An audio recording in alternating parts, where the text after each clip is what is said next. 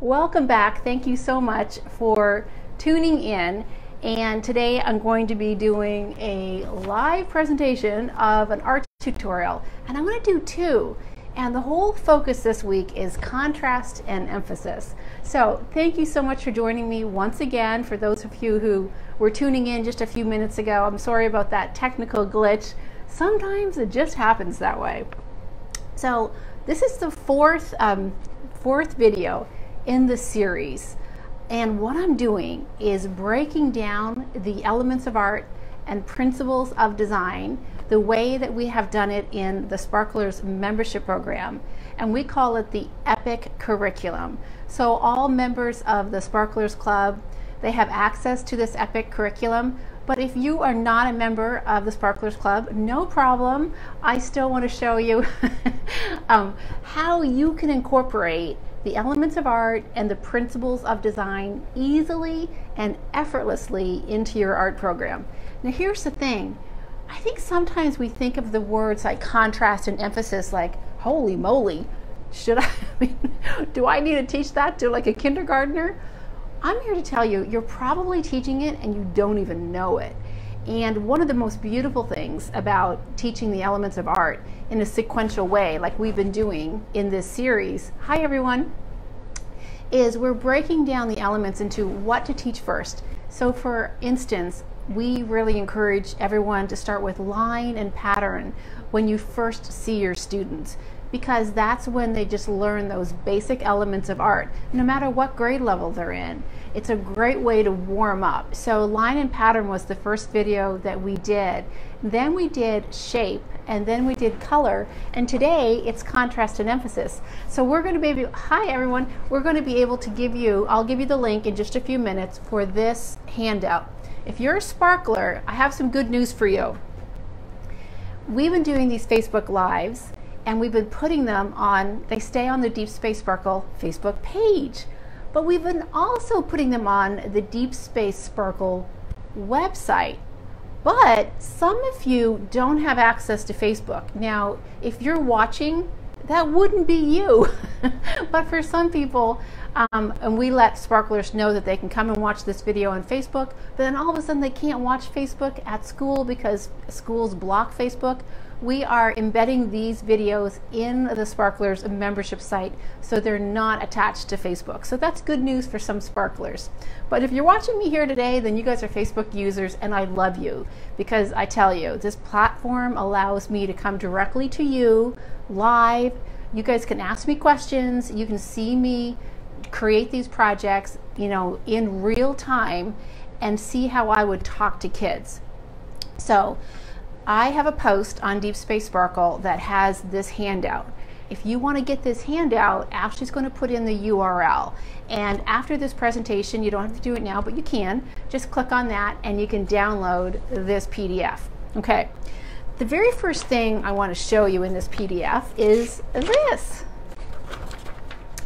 I've been including these, they're almost like mini posters that you can print out yourself and put them either in your teacher binder or even laminate them for to put on the whiteboard, and you can collect these. So far this is the fourth one I've done, and they're almost miniature versions of the posters I have, like this one for the sparklers. So you can do this, and I think it's kind of fun to have it in miniature size versions. Now if you are a sparkler, this is in the bundle guides. So if you open up your emphasis and contrast bundle, this will be in the bundle guide.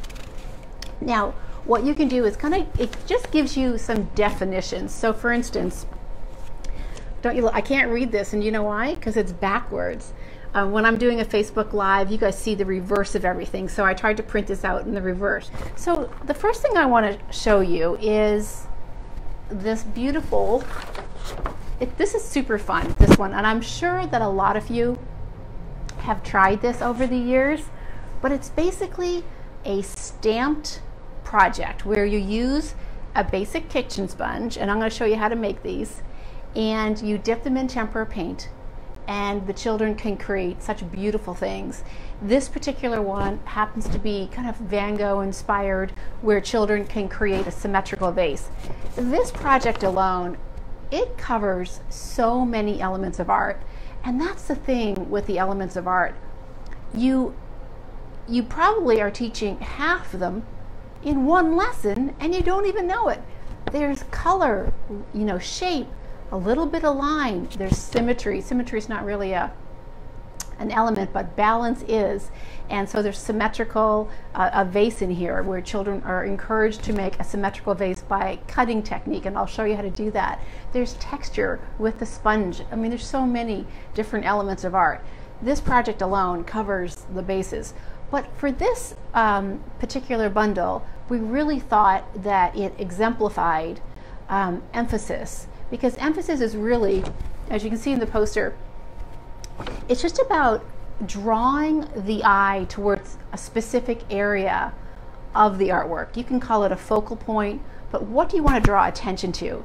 And you can use texture, you can use color, you can use opposite colors. And then contrast, on the other hand, is very similar. It's using opposites to draw attention, to create emphasis. So if you were looking at the color wheel, the complementary colors can be used for emphasis, or a bright color against a black background. These are things that make a particular thing, an area in the composition, pop. And so they're really quite simple, but when children kind of tune into those things, they're like, oh yeah, that's pretty cool. So you can kind of teach them really cool vocabulary, even as young as kindergarten. Kindergartners love saying symmetrical and horizon line. They feel so smart, and they are. So we're going to do this one first, and here's what you're going to need. Okay, so you guys all with me? I think I just lost my microphone. Sometimes it falls down my shirt. Okay, you don't need to know that. So you're going to need at least one of these per child. Now all this is a little kitchen sponge cut in half. So these came in like 4-inch rectangles. I got these at a kitchen supply store called Smart & Final. And I cut them in half so that you don't have to buy too many. And you don't want them too big. That's really the key thing.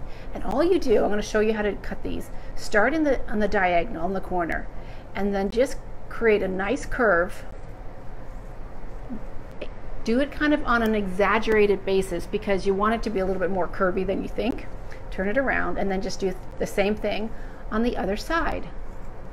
Now, when you're cutting these, use a big pair of scissors. Don't use the little kid scissors. And it's best if you cut them, not the children, especially kindergartners. They're not going to do this. And you'll have different size little sponges that you'll eventually, you can collect, and you can keep them for years and years. Maybe not years and years, but maybe for a couple of years, because they do start to deteriorate. No problem. Make sure that before you cut them, you put them in some water and then you wring them out so they're damp and not hard. It's really hard to cut them when they're like cement. Then you just put them in a plastic container and you're good to go. Now the other thing you're going to need is some square pieces of paper or some rectangles. I have a variety of colors, and this is part of the contrast. You are going to be using a black paper, so you want a color that pops out or provides an emphasis. And blues are really great. A darker color like this blue would be less emphasized than this one. You can use a yellow. I'm going to be using a lot of yellow and red in my paint, so I'm not going to use a yellow face, so I think I'll stick with the blue. Here is a tip for you. If you have younger children, pre-K, like 4-year-olds or 5-year-olds, they can totally do this lesson. And I'm going to stretch it by saying with this one adaptation, a 3-year-old could. If you provide cutout vases, all a child has to do is place the vase on the paper. They don't have to create their vase. So you can kind of call it a pot. If you pre-cut the pots, then the next part, they're going to go to town. It's not going to be as pretty as a 7-year-old, but they can still do it and get the whole feeling. So you can either put this right on your paper. Can you see that well? Yeah, you can. You can glue it just like that, maybe for I'm not going to say 3, but if you want to try it with 3, go for it. But like a 4-year-old, a 5-year-old. But I think once a child gets into kindergarten, they can do this next step. It's not always easy, but it's very, very good for them. Take a piece of paper and you're going to fold it in half. This alone is challenging for a lot of kids. They're going to come up with edges that aren't even. Don't worry, it's all good. Just tell them to keep going. Fold it as best they can. It doesn't matter. It only matters that they try and they almost get it right. Really. Then, this is what I tell them. Now I'm going to be backwards, so I might say the wrong thing. Tell them and use as many descriptive verbs and nouns as possible for 5-year-olds. If you have a 7-year-old, a 2nd grader doing this, they'll get it a lot quicker. But you never know. You have to gauge your students. Hold the part that's folded. So it's almost like quack, quack, quack. So get all the kids to hold the paper with their hands on the side that's folded. And you want them to be able to go quack, quack, quack. Or something silly like that. Because if a child's doing this and going, I can't quack, then you know that they don't quite have it right. So they just go, oh, it's okay, just turn it around. And then while they have it in their cutting hand, so if their cutting hand is their right hand, make sure they can quack with their right hand. I can quack with my left, so there you go. Then tell them to hold their scissors up in the air. That's all you need to do. And hold their vase in the air. They're going to slide their scissors right below and open up the scissors like an alligator and put it someplace on the bottom of the paper. Not too close, but just about in the middle. And then I want them to look at the top corner, and I want you to cut a line all the way up to the top corner. Just like that. And then when you open it up, look what happens. You have a vase. Now this is what's going to happen for a lot of kids. You're going to tell them to fold the paper. It's going to look like this. You know, it's going to look like that. It's going to be messy. It's going to be, you know, you're going to go crazy. They're going to quack, quack, quack, but then they're going to switch, and you're going to go, okay, great. Yay, they're all good. And then they're going to hold it. They're going to switch, and they're going to hold it by this side, and they're going to do everything that you said they did. So they put it, their scissors, they open up their scissors wide, they put it on the bottom, they cut to the corner. You know, they just feel like they're doing so good, and then you say, and open it up, and they have 2 pieces. This will happen. They somehow switch their hands. They're quick as lightning. They're going to do that. But tell them to go, that's okay.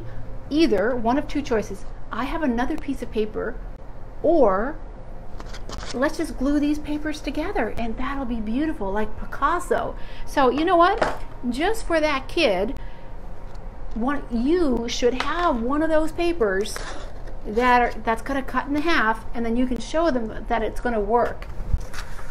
You don't want to punish a kid for missing one tiny part of the demonstration. So this is what I'm going to do.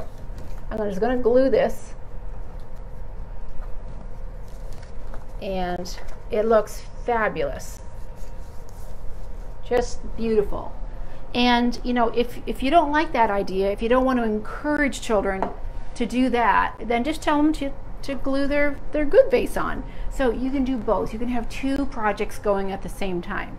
That's always an option, to have 2 projects, because what the goal is to make kids feel good about the creating of the art and moving away from a mistake or a little boo-boo as quickly as possible with less emphasis on the mistake. Okay, so let's move on. The next thing we're going to do is the fun part. And I have a paper plate. You can use a paper plate, or if you have plastic trays. In my art class when I was teaching, I would have little plastic trays, and I would squeeze.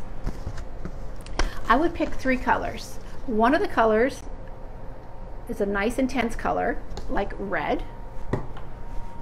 A color that you can mix with the intense color, which is yellow. And then, because we're working on black paper, here's the kicker, you want to add a little bit of white. White will turn your the paints, hold on, there we go. White is going to turn the paints a little bit of a pastel color, and that's essential for the colors to pop onto the black paint. If you put the yellow on the black, it kind of turns a little bit of a greenish color, but as soon as you add a little bit of the white, it's nice and creamy. So let's test it. So I have one sponge, and you go, okay kids, hold up your sponge and choose one color to dip your sponge in. Let me hold this up. And they're going to get a big old blob of paint. Tell them just to dab it on, it's hard here, dab it on the paper or the paper plate, and then I'm going to add a little bit more white. And you know, the more mess they make, the better. That means that they're really mixing the colors, they're really thinking about the white. It's all good, see? And now, right above, doesn't really matter. You know what, actually, I'm going to add a part. Have kids take an oil pastel or crayon and mark 3 dots on the paper, and that'll help them kind of position their flowers. Older kids don't need to do this, but it kind of helps, you know, get it started. So they're going to take their sponge and press it down and lift it up and press it down. And can you see this, how I'm going off the edge of my paper? That's super important because you want children not to feel like they have to squish in their art. So make sure that you have a lovely paper placemat underneath your art, and you want to keep on going around. And just expect lots of oohs and ahs and oh my gosh, I love that. It's really fun. With the same sponge, turn it over, and I'm going to swirl my sponge in the white paint. And it's okay, you can have a couple of these on the table. You can refill the paint on the paper plate when it gets too messy. Just have fun with it. And then now go to the other dot, like that. And now you can just kind of mix it up. And now I'm going to mix a little bit of yellow and a little bit of red, and I'm going to do this one. And you can really add as many petals as you want. Okay, so you're probably wondering, and I'm looking for my, hold on, here they are. You'll need some baby wipes because the kids' hands are going to get pretty dirty. And you know what, just celebrate that. That's a good thing. It means that they're really engaged with the art. This is a really fun project. When you can get a child to stamp something like that and they see the effects and the texture of what's happening on the paper, so fun. It does take a little bit of time to prep, like to squeeze the paints, but so worth it. Just don't, you know, I really encourage you to try this lesson if you haven't done so already. Now, the other thing that you can do to finalize this project, and see, it's super quick. That stamping, 5 minutes, tops. So it's really not that long. I have a little condiment cup, and I squeezed in some green tempera paint. I also squeezed in some white and a little bit of yellow. No ratio other than the green is the biggest ratio. I'm going to stir this around just like this, and I want a nice creamy green. Then I can take this creamy green. If you just use a dark green, it won't stand out on the black paper. So you're creating some contrast. You don't want black or dark green because it won't have a contrast. So now we can make some leaves, and children do love this part as well. I have to say, I'm getting very nostalgic when I'm doing this. I always did this lesson, and it kind of reminds me just how when I was setting up the art supplies, I just knew that the kids were going to love it. And then when they came in and they saw like the samples on the board, and they would see the sponges and the paints, their little eyes would just bug out. They'd be so excited, and they were just so engaged. And I just remember seeing, you know, their little thumbs and their little hands trying to squeeze all that paint and just having it everywhere. And I was just thinking, I'm the luckiest person because this is really precious, and they're going to take this home eventually, and their moms are going to love it. So anyways, that was a little memory. So that's all there is to it. You can, if you want to, add some texture. So older kids, they might finish, you might want to break this lesson up into 2 40-minute lessons or 2 30-minute lessons. And a kindergartner, they're going to be able to do it in 1 30-minute lesson. It's super fast. especially if you give them the pre-cut vase. But for an older kid, they might want to embellish their little vase, and you should let them. The thing that you might run into problems with when the little kids, especially 5 and 6 year olds, when they're finished of their stamping their flowers, take this away. Take it away. Just kind of walk around casually and swipe it like really quickly, because otherwise they're going to stamp the whole thing. They'll stamp all over the vase, and they'll stamp all over the black, and you want to gently just take this away really quick. Just, just if you don't do that, you just, let me know how it works out for you. Okay, before we move into the second lesson, which is based on a book I'm just about to show you, I want to show you one more book. If you're in the Sparklers Club, I do have an announcement. You are going to be able to download a book list for the entire curriculum really soon. So many members have been asking about that. We have selected 3 top books that we like for each bundle, so we're going to recommend 36 books for this entire curriculum. One of the books for contrast and emphasis happens to be Are You Blue Dog's Friend? I love this book. Even for older children, this book does not have very many words. It's all based on George Rodriguez pictures, and I showed you this last week for color. It's like an art teacher's dream book, but for the contrast and emphasis, it's really a great book as well, especially this page. You can see how the black and white provides contrast and emphasis. You can see how the yellow background really makes the blue dog stand out, not as much with the red dog, so which one is standing out.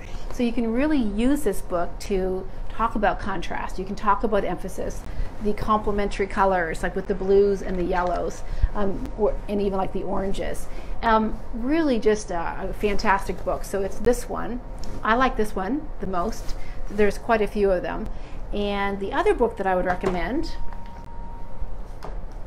is, I'll try to grab it here without spilling my paints, is Beautiful Blackbird. This book was pretty much made, in my opinion, for the elements of art and the principle of design because I think there's every single element and principle in here. This book, I won't really get into the story. It's a beautiful story. Ashley Bryan. It's all about being different and unique. The theme is like top notch. It's an award-winning book, but it's all about cutouts and color and contrast and standing out, placing the emphasis on one bird, and all the other birds feel like they don't stand out, that they blend in because of the colors, and they all want to be like Blackbird. They want to stand out. So by the end of the book, they kind of come up with a plan, and all of a sudden they decorate themselves with dots and feathers and all these black markings to make them stand out. So now the contrast is there with these light colors and these black, beautiful designs. And so it's just like a perfect book for so many of the elements and principles, but especially for contrast and emphasis. And that's the lesson I want to show you next. There's a couple of lessons in the Sparklers Club which talks about or uses this book, and both of them are in the contrast and emphasis bundle, which you may not have opened now. You might open like in November or December, who knows, just depending on your schedule. So what I'm going to do is put this aside, and so I would start with any color paper. I'm going to use black because I find I think the bird looks best in black, and it is a black bird, but the background, that was one of, oh yeah, the red. Here we go, sorry. So what you could do is have children literally draw the blackbird and then put it on colored paper, whether it's, I love these cardstocks where it's pink on one side and red on the other. You can do whatever you want. This is one way, a little bit older, but for younger kids, I gave you guys a handout in the little handout that you can get by clicking on the URL that Ashley has provided for you. I would literally cut this out as a template for kindergarten, first and second grade, and have them trace onto a black piece of paper. Maybe second grade, if your second graders are a little bit more skill based or higher level, they could draw this, and I'm going to show you how to draw it. So if you were to use this as a template, do you see the little the triangles here? Just cut over them. Don't cut those out. That's kind of like an idea for you to add later, but you'd go crazy cutting those little triangles out and then having the kids trace them as well. That's not a good idea. So just kind of use the basic contour line. Okay, so to draw this, I would take a white oil pastel, and this is the fun thing about drawing on black paper. For me, I like to use something that's big. If you use a pencil, the children are going to probably draw really small. For a first grader and a second grader, not the goal that you want. You want them to draw nice and big. So a lot of times when I'm teaching children how to draw, we use like a little template. And sometimes we'll use just like the bottom of one of these little container tops. But if you have like little milk container tops, start collecting little tracers that you can use, because I tell you, it can really get the party started. For instance, maybe I'll use just the bottom of this paint container to start with the head. So now I have a head, and having a head that's big, it's going to ensure that the rest of the bird is going to be big as well. So I'm going to start by drawing the top of the head, and I'm going to draw the eye. Even though the eye, we're going to switch the paper around, you're not going to see it, but it helps center the head for the beak. Then you want to draw a little V that's opened towards the edge of the paper. Then a curved line that matches up and down to the actual head. Then you want to take your crayon or oil pastel, even something like a white piece of chalk that they can even erase, or a yellow piece of chalk. That's a really great way for kids not to worry.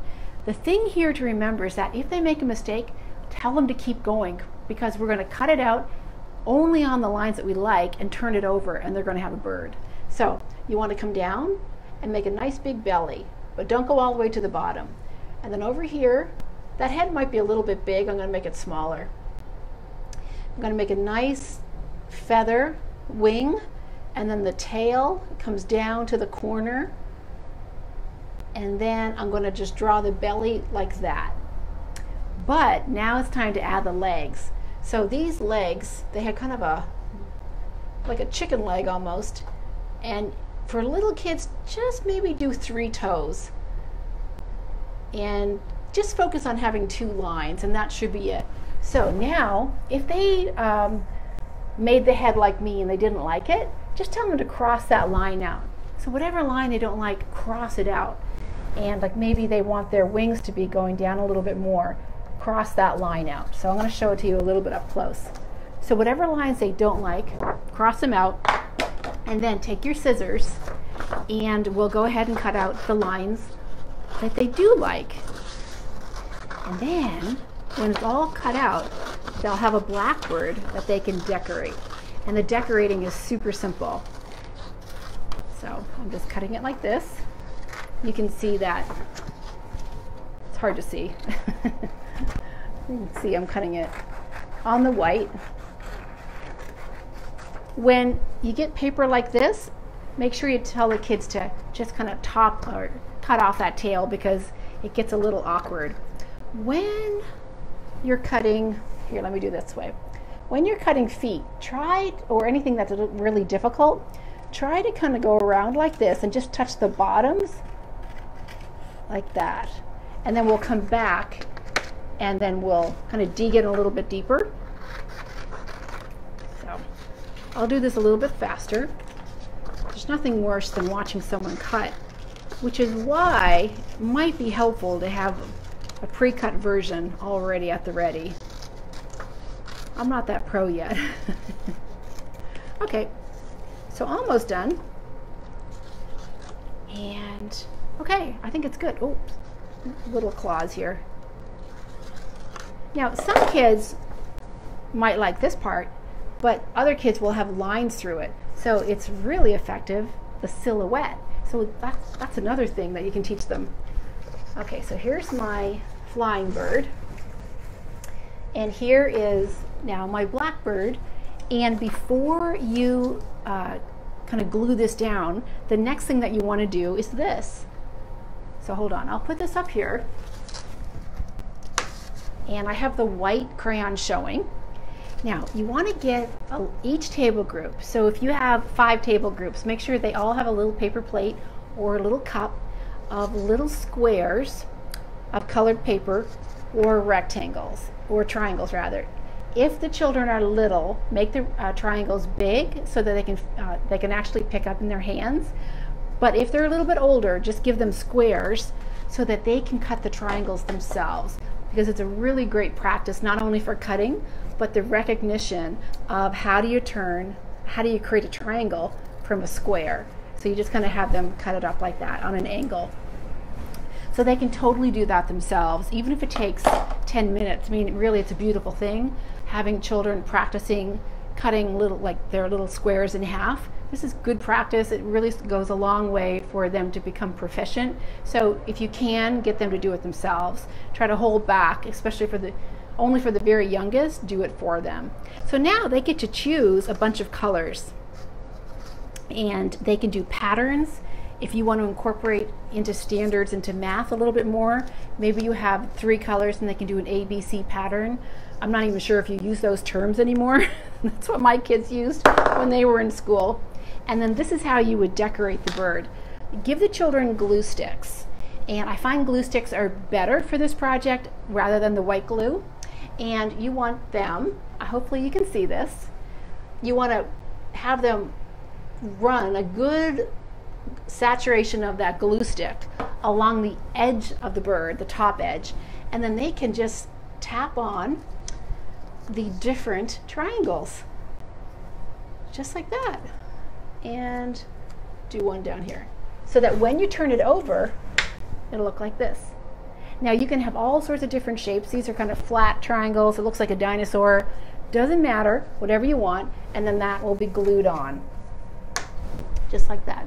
So you can add the eye, you can add like a pattern or a border around the colored paper, whatever you want. You can follow the lesson that's in the Members Club, which actually kind of shows the template for this bird and shows you how to make all of these long strips, and the children can make this soaring blackbird. It's really a beautiful thing. So those are the 2 lessons. Make sure that you download or click through to the post to download the PDF. If you're a sparkler, we will have this up in the Sparklers Club tomorrow. So all you have to do, if you have opened up the contrast and emphasis bundle, you must have it unlocked. Then you can just scroll down in that bundle and you'll see it right on the front page. Okay, everyone, I want you all to have a great day, and thanks for tuning in today for Thursday's Live. I'll see you next Thursday. We'll do the watercolor seal, and then the weekend after that, we'll do another lesson from the Epic. Okay? Have a great day, guys.